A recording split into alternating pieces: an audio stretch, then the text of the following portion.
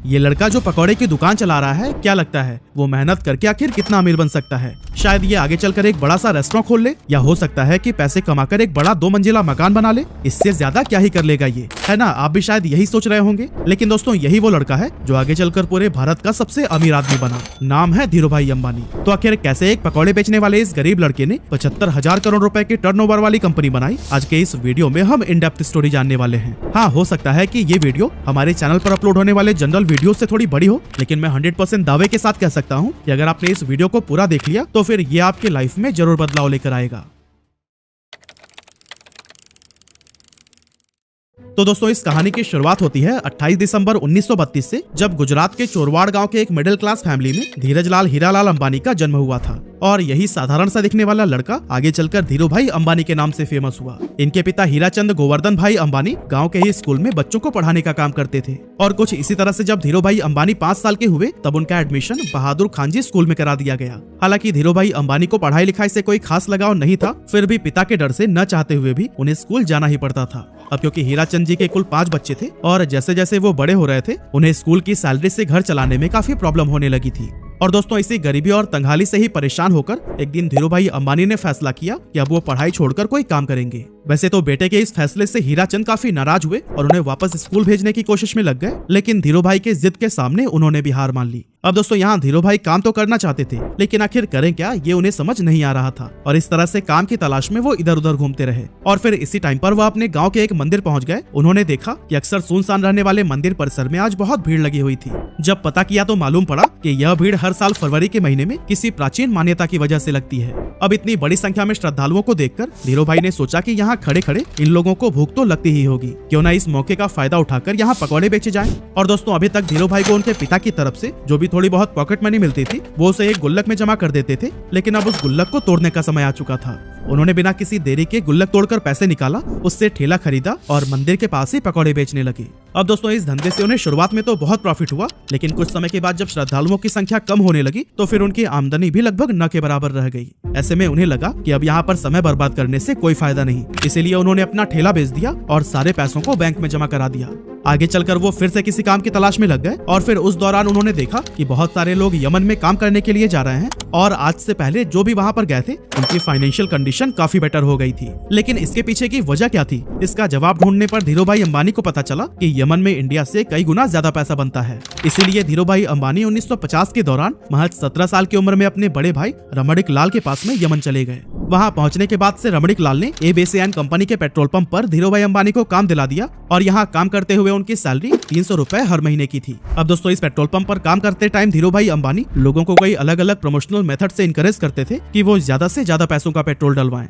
अब दोस्तों, उनके ऐसा करने की वजह से पेट्रोल पंप का रेवेन्यू काफी ज्यादा बढ़ गया और उनके काम से खुश होकर उन्हें पेट्रोल पंप का मैनेजर बना दिया गया। अब क्योंकि प्रमोशन होने की वजह से पेट्रोल पंप पर काम करने के बाद भी धीरूभाई के पास काफी टाइम बच जाता था, तो ऐसे में उन्होंने सोचा कि इस खाली टाइम में क्यों ना एक जॉब कर ली जाए। और फिर ऐसा सोचकर वो एक जगह पर क्लर्क के तौर पर भी काम करने लगे। अब दोस्तों, हम इंडियन दुनिया के किसी भी कोने में क्यों ना चले जाएं, पर अपनी चाय की आदत को नहीं बदल सकते। और धीरूभाई को भी चाय पीना बहुत पसंद था। अब वैसे तो इसके लिए उनके पास 2 ऑप्शंस थे, या तो वो रोड साइड पर 10 पैसे की चाय पिए या फिर किसी 5 स्टार होटल में 1 रुपए की। लेकिन यहाँ पर धीरूभाई ने 1 रुपए वाली चाय को ही चुना, ताकि वो चाय की चुस्कियां लेते लेते आसपास के अमीर लोगों की बातों को सुनकर ये जान सकें कि आखिर वो ऐसा क्या करते हैं कि वो इतने अमीर हैं। ऐसे ही एक दिन जब वो चाय पी रहे थे, तभी उन्होंने अपनी बगल वाली टेबल पर बैठे 2 लोगों की बातें सुनी, जिसमें एक व्यक्ति दूसरे को बता रहा था कि क्या तुम्हें पता है, हमारे यमन में जो चांदी के रियाल के सिक्के चलते हैं ना, उनमें लगी चांदी की कीमत इस रियाल से भी ज्यादा है। यानी कि 100 रुपए के सिक्कों में 110 रुपए की चांदी है। अगर कोई इसे पिघलाकर निकाल ले तो फिर उसके पास पैसे ही पैसे होंगे। अब वैसे तो ये अमीर लोग इस बात को बस मजाक मजाक में कर रहे थे, लेकिन धीरूभाई ने इसे सीरियसली ले लिया। उन्होंने एक मशीन खरीदी और फिर लाखों की संख्या में सिक्कों को पिघलाना शुरू कर दिया। जैसे जैसे धीरूभाई का यह काम आगे बढ़ा, मार्केट में सिक्कों की कमी होने लगी और गवर्नमेंट भी इस बात से परेशान थी कि आखिर ये सिक्के जा कहाँ रहे हैं। और दोस्तों, जब गवर्नमेंट ने इस बात की जांच के लिए इन्वेस्टिगेशन टीम बनाई, तब धीरूभाई अंबानी का नाम सामने आया। हालांकि जब तक पुलिस उनके ठिकाने पर पहुंचती, धीरूभाई सारे पैसे इकट्ठा करके वहां से इंडिया निकल चुके थे। ये साल था 1958 का, जब धीरूभाई वापस अपने घर पहुंचे और जब उनके पिता ने यह सुना कि वो नौकरी छोड़कर आए हैं, तो वो काफी ज्यादा नाराज हुए। रिश्तेदारों ने भी काफी क्रिटिसाइज किया, लेकिन फिर भी उन्होंने किसी की भी बातों पर ध्यान नहीं दिया। दोस्तों यमन से वापस आकर कुछ समय गांव में बिताने के बाद उन्होंने कोकिला बहन से शादी कर ली और फिर उसके बाद अपना बिजनेस स्टार्ट करने के लिए मुंबई चले गए। 1958 में ही उन्होंने 50,000 रुपए की पूंजी के साथ रिलायंस कॉमर्शियल कॉर्पोरेशन नाम से ऑफिस खोला और मसालों का व्यापार करने लगे। कुछ समय के बाद उन्हें पता चला कि मसालों की बजाय अगर सूत का व्यापार किया जाए तो उससे ज्यादा फायदा होगा, लेकिन प्रॉब्लम ये थी कि उनके पास इस व्यापार के लिए पर्याप्त पैसे नहीं थे। इसीलिए उन्होंने अपनी कजन चंपकलाल दमानी के साथ मिलकर व्यापार करने का सोचा, जो पहले उन्हीं के साथ यमन में रहा करते थे। लेकिन जब उन्होंने इस इंडस्ट्री में एंटर करने की ट्राई की तब उन्हें पता चला कि यहाँ पर व्यापारियों ने एक यूनियन बना रखा है और वो सभी मिलकर किसी भी नए व्यापारी को इस इंडस्ट्री में एंटर नहीं होने देते हैं, और अगर किसी को एंटर करना भी है तो उससे पहले यूनियन के लीडर से परमिशन लेनी पड़ती है। इस तरह से एक नए फील्ड में उतरना धीरूभाई अंबानी के लिए काफी चैलेंजिंग हो गया था। हालांकि काफी मेहनत मशक्कत के बाद उन्हें ये परमिशन तो मिल गई, लेकिन इसके बाद उन्हें पता चला कि वो जिन फैक्ट्री से सूत खरीद रहे थे उन्होंने भी एक यूनियन बना रखा है और जिन्हें फाइनल प्रोडक्ट बेचा जाता था उनका भी एक अलग यूनियन है। इस तरह से ये सभी मिलकर इन बीच के ही व्यापारियों को लूट रहे थे, क्योंकि एक तो फैक्ट्री वाले सूत महंगे में सेल कर रहे थे और दूसरी तरफ खरीदार उसे सस्ते में ले रहे थे। बीच में नुकसान हो रहा था धीरूभाई और उनके जैसे कई सारे व्यापारियों का। ये सब देखने के बाद धीरूभाई ने एक बहुत बड़ा स्टेप लिया और अपने यूनियन के सभी मेंबर्स को इकट्ठा करके यह डिसाइड किया कि हम सब फैक्ट्री से सस्ते में माल उठाएंगे और महंगे में बेचेंगे, ताकि हमें भी अपने हक का पूरा प्रॉफिट मिल सके। हालांकि ऐसा करने पर मुंबई के कई बड़े व्यापारी नाराज हो गए और इसीलिए उन्होंने एक IAS ऑफिसर को पैसे खिलाकर उस जगह पर ताला लगवा दिया जहां पर खरीदारी के लिए बोली लगाई जाती थी। लेकिन दोस्तों धीरूभाई अंबानी का दिमाग भी किसी से कम थोड़ी था।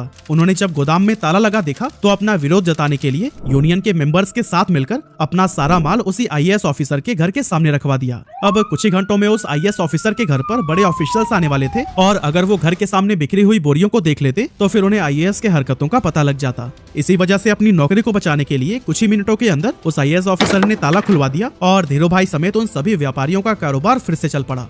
अब दोस्तों इसके कुछ साल के बाद तक तो सब कुछ सही चल रहा था, लेकिन फिर चंपकलाल दमानी और धीरूभाई अंबानी के बीच में डिस्प्यूट होने लगी। असल में दोनों का बिजनेस माइंडसेट बहुत ज्यादा अलग अलग था, इसलिए 1965 में चंपकलाल दमानी ने पार्टनरशिप खत्म करने की सोची और फिर दोनों अलग हो गए।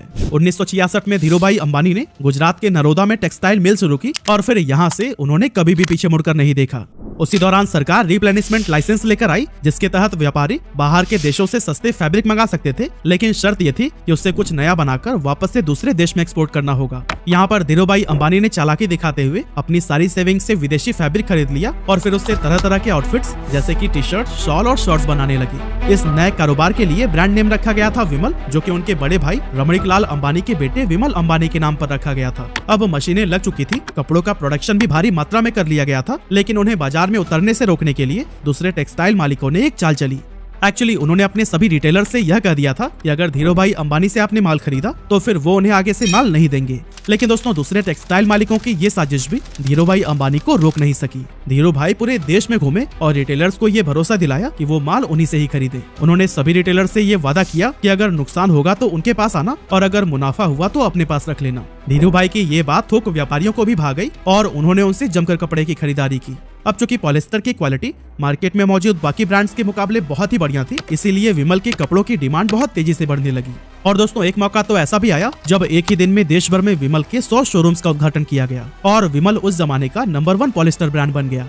इसके अलावा वर्ल्ड बैंक की टीम ने जब धीरूभाई के नरोदा स्थित कपड़ा मिल का इंस्पेक्शन किया तो फिर उन्होंने इसे इंडिया का बेस्ट टेक्सटाइल मिल कहा। साथ ही यहाँ पर बने हुए कपड़े डेवलप्ड कंट्री के स्टैंडर्ड्स पर भी एक्सीलेंट साबित हुए। लेकिन दोस्तों ये सफर धीरूभाई अंबानी के लिए इतना आसान नहीं था, क्योंकि जब इनके कॉम्पिटिटर्स को ये पता चला कि धीरूभाई अंबानी रिप्लेनिशमेंट का गलत फायदा उठा रहे हैं, तब उन्होंने धीरूभाई अंबानी पर केस कर दिया। इसके बाद से धीरूभाई अंबानी ने ये सफाई दी कि शर्तों में ये कहाँ लिखा गया है कि बाहर के देशों से माल मंगाकर 100% प्रोडक्ट को ही एक्सपोर्ट कर देना है। असल में धीरूभाई अंबानी विदेशी फैब्रिक से बनाए गए कपड़ों में से कुछ हिस्सा फॉरेन मार्केट के लिए रवाना कर देते थे और फिर बाकी का डोमेस्टिक के लिए रख लेते थे। और दोस्तों उनकी इस स्ट्रैटेजी से उनके बिजनेस को काफी प्रॉफिट भी हुआ। साथ ही विमल देश सहित विदेशों में भी अपनी अच्छी पहचान बनाने में कामयाब हो गया। इस एरिया में मिली सफलता के बाद धीरूभाई अंबानी ने धीरे धीरे कई और भी दूसरे सेक्टर्स में अपने बिजनेस को एक्सपेंड करना शुरू कर दिया। 8 मई 1973 को कंपनी का नाम रिलायंस कॉमर्शियल कॉर्पोरेशन से बदलकर रिलायंस टेक्सटाइल इंडस्ट्रीज लिमिटेड कर दिया गया और 1976-77 के बीच इसका एनुअल टर्नओवर 70 करोड़ रुपए हो गया था।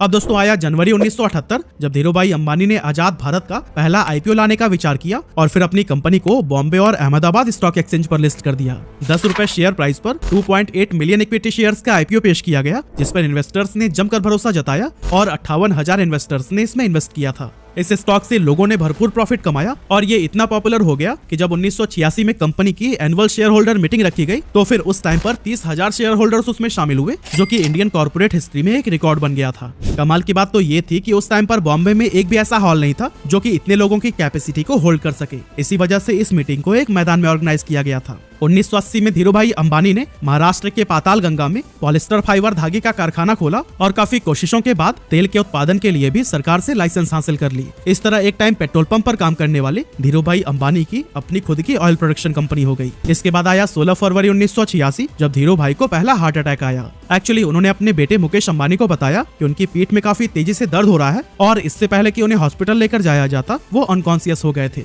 अब जब मुकेश अंबानी उन्हें लेकर अफरा तफरी में हॉस्पिटल पहुंचे तो डॉक्टर्स ने कहा कि अगले 42 घंटे इनके लिए बहुत ज्यादा क्रिटिकल हैं। लेकिन दोस्तों इतनी सीरियस हालत होने के बावजूद होश आते ही उन्होंने अपने बेटे को देखते हुए कहा, तुम परेशान मत होना बेटा, मैं सब ठीक कर दूंगा। इस स्ट्रोक के बाद से धीरूभाई अंबानी का एक हाथ पैरालाइज हो गया था, लेकिन धीरूभाई अंबानी ने डिसाइड किया कि ये उनकी कमजोरी नहीं बनेगा। इसीलिए लगातार 3 महीनों तक उन्होंने खूब एक्सरसाइज की, डाइट पर पूरा ध्यान दिया और लाइफस्टाइल में बदलाव किया। इसका असर ये हुआ कि धीरूभाई का हाथ पहले से काफी ठीक हो गया। अब दोस्तों आगे चलकर धीरूभाई अंबानी एक ऐसे गोल्डन एरा में एंटर हुए जब इनके बिजनेसेस कई सारे सेक्टर्स में तेजी से एक्सपेंड होने लगे। एक्चुअली 1992 में धीरूभाई अंबानी ने वो करके दिखाया जो कि उस समय की बड़ी बड़ी इंडियन कंपनीज ने सपने में भी नहीं सोचा था। असल में इस साल कंपनी ने ग्लोबल मार्केट से भी फंड जुटाना शुरू कर दिया, पर ऐसा करने वाली रिलायंस देश की पहली कंपनी बन गई थी। साल 1995-96 में धीरूभाई अंबानी ने 9X USA के साथ मिलकर अपनी telecom company Reliance telecom private limited की भारत में शुरुआत की। इसके बाद से 1998 से 2000 के दौरान धीरूभाई अंबानी ने दुनिया के सबसे बड़े रिफाइनरी पेट्रोकेमिकल्स को गुजरात के जामनगर में ओपन किया। और दोस्तों इस टाइम तक धीरूभाई अंबानी का इतना बड़ा नाम हो गया था कि उन्हें देश सहित विदेशों में भी पॉपुलैरिटी मिलने लगी थी। ये पॉपुलैरिटी तब और भी इंक्रीज हो गई जब साल 1996, 98 और 2000 यानी कि 3 साल उन्हें एशिया वीक मैगजीन ने power 50 most powerful people in Asia की लिस्ट में शामिल किया था। ये इंडिया के लिए बहुत ही गर्व की बात थी और इससे भारत के पोटेंशियल्स के बारे में बाकी के देशों को भी अंदाजा होने लगा था। इतना ही नहीं, 15 जून 1998 को धीरूभाई अंबानी पहले इंडियन बने जिन्हें बेहतरीन लीडरशिप के लिए the Wharton school university of Pennsylvania की तरफ से डीन्स मेडल से नवाजा गया था। इसके अलावा 1999 में धीरूभाई अंबानी को बिजनेसमैन ऑफ द ईयर के अवार्ड से भी सम्मानित किया गया और 2001 में द इकोनॉमिक टाइम्स ने इन्हें लाइफ टाइम अचीवमेंट का अवार्ड दिया। और दोस्तों कहते हैं कि ये सब अवार्ड और सम्मान भले ही सिर्फ धीरूभाई अंबानी को मिले, लेकिन उनकी इस सफलता के पीछे उनकी वाइफ कोकिलाबेन का भी पूरा हाथ था। एक्चुअली जब धीरूभाई अंबानी मुंबई शिफ्ट हुए थे तब उन्होंने कोकिलाबेन को इंग्लिश सीखने के लिए कहा था ताकि व्यापार में वो भी उनकी मदद कर सके। इसके अलावा धीरूभाई अंबानी जब भी कोई नया काम शुरू करने जाते थे तो फिर उस पर कोकिलाबेन का विचार जरूर मांगते थे। और दोस्तों इसी तरह के सपोर्ट और मेहनत का ही नतीजा है कि मसाले और पॉलिस्टर बेचने से शुरुआत करने वाले धीरूभाई अंबानी साल 2000 तक देश के सबसे अमीर लोगों में शुमार हो चुके थे। उन्होंने 350 स्क्वायर फीट के कमरे से अपने बिजनेस की शुरुआत की थी और फिर देखते ही देखते रिलायंस देश की टॉप कंपनीज में गिनी जाने लगी। कहा जाता है कि अपने सपने को पूरा करने के लिए अंबानी बेहद डिसिप्लिन्ड लाइफ जीते थे। उन्होंने अपने काम करने के घंटे भी तय कर रखे थे और कभी भी 10 घंटे से ज्यादा काम नहीं करते थे।